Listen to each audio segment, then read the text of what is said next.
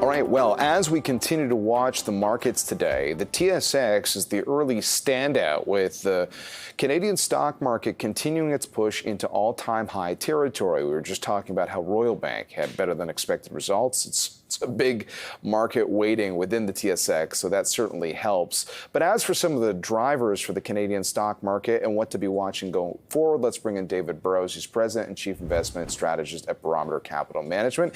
David, nice to have you with us. And what do you make of this sort of continued all-time high talk for the Canadian stock market this year? Look, at the end of the day, an index is made up of all the components.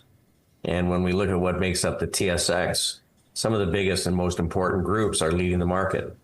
Globally, financials are leading, and they have been now for, just about 2 years. And that's after globally a long period of underperformance. And part of that is, there's a little more inflation in the system. If you look at the difference between a bond yield, a 2-year bond yield and a 30-year bond yield, the difference represents, the bank's ability to charge more for loans and pay a little bit less on deposits and make a larger net interest margin. And so the banks make up a big part of the Canadian market. Industrial companies are doing quite well. Materials, certainly the golds, uranium, copper components are doing well. So the market is in a pretty good spot.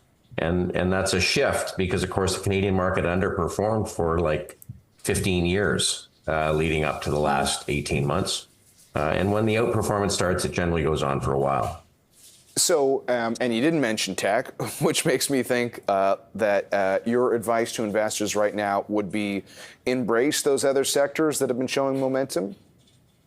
Look, there's some wonderful tech companies and we own some, but there's a lot of other things to own as well. Technology is actually more expensive than it was in 1999. Arguably, it's more profitable and they generate more cash, so that may well be justified. But, tech is pretty well owned. It's pretty fully valued. And there are other things that you can do to build diversification into the portfolios, that are performing very, very well. Like gold is way outperforming everything else this year. And interestingly, 40% of portfolio managers have 0% weight. The average portfolio has less than a 2% weight. And it really is not being embraced. So there's lots of opportunities to build in, I think, good risk reward into portfolios.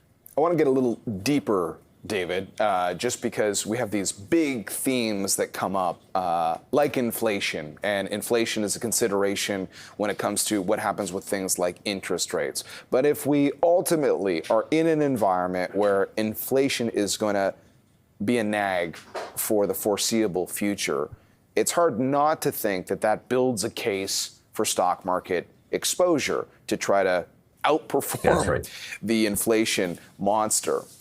What do you think are the best ways to position around that particular issue? Yeah. So look, it's important for investors from time to time to recognize when there's been a big shift taking place. And we've been through 40 years of falling interest rates and, disinflation, and we're in a more inflationary environment today. And so the things that benefit in inflation are really different than the things that benefit during a disinflationary period.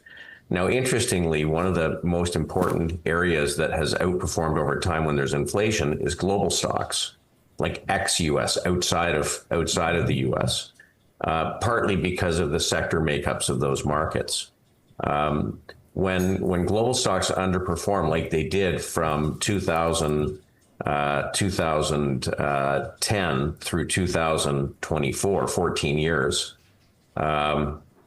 when they ultimately start to outperform, it tends to go on for years. Now, we've just moved into this more inflationary world, and global stocks have started to outperform. It only matters when the markets take notice. And if I look at global stocks, there's a higher percent of global stocks performing well than in the US market. In other words, breadth is better, relative performance is better. There's no arguing the fact that global stocks are less expensive, and there's no arguing the fact that the sectors that make up global markets are better suited to an inflationary environment. So, we think one of the most important things to do is to target, global stocks outside the U.S., which are relatively underowned. And then the second thing is dividend growth. Companies that have a lot of cash flow, that have an ability to raise their dividend every year, which means you're going to get a rising stream of income to offset what can be a rising cost of living.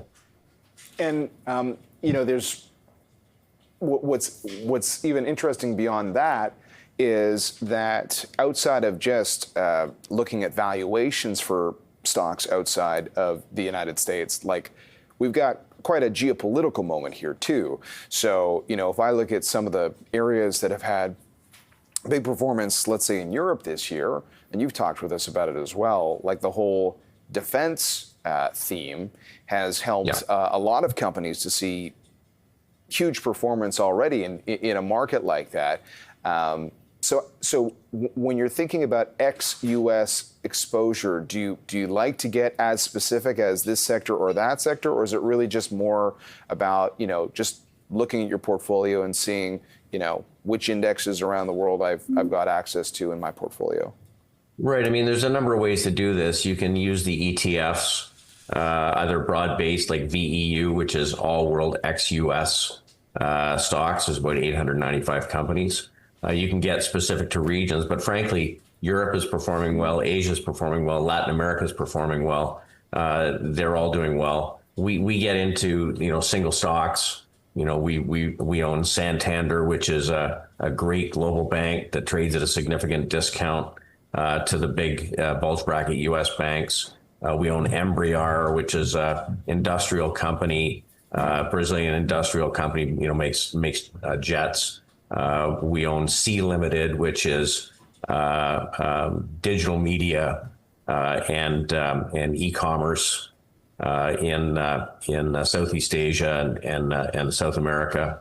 So there's a number of ways to do it. The thing that is clear, though, is that almost all global funds are 60 to 70% U.S. stocks. So you really have to look at what you're buying. We built a global fund that's all ex-U.S. And I think that, this is something that's important because we all have a lot already of the Magnificent Seven, and they've been great, but there's just other things to do. And, as you're saying all that, I'm thinking about the currency factor. We don't talk about it as much, but if we're going global, and certainly, going international, because a lot of Canadians invest in U.S. stocks as well. How does the U.S. dollar fit into this story? If people are maybe looking at other markets, that's probably a consideration for the dollar itself. But how should you think about this as a Canadian investor? Yeah, the currency is actually a really big part of it. Like, forget about us for a minute. If you just think about global flows, when global markets underperformed for 15 years and the U.S. dollar was strengthening virtually against every currency, you can understand why global investors slowly bought dollars to buy U.S. stocks, which were performing. They had an appreciating currency, appreciating market. Well, that's great. But after 15 years, they probably got to max long U.S. stocks. And Canadians are probably the same. Now things are going the other way. The yen is strengthening, the euro is strengthening, the pound is strengthening, the Canadian dollar is even a little stronger. So the currency's getting better. U.S. dollar is weakening. When the U.S. dollar weakens, again, historically, money moves to global stocks. So now you have global stocks outperforming, global currencies outperforming. You not only can make money in the local market returns, but get a currency tailwind. And I think that this is relatively early stages because even a small unwind of that very large, global investment dollars that have been put in the U.S., if that starts to unwind, it can go on for a long time. All right. Great perspective as always. Thanks very much, David. A lot to think about there. David Burrows of Barometer Capital Management.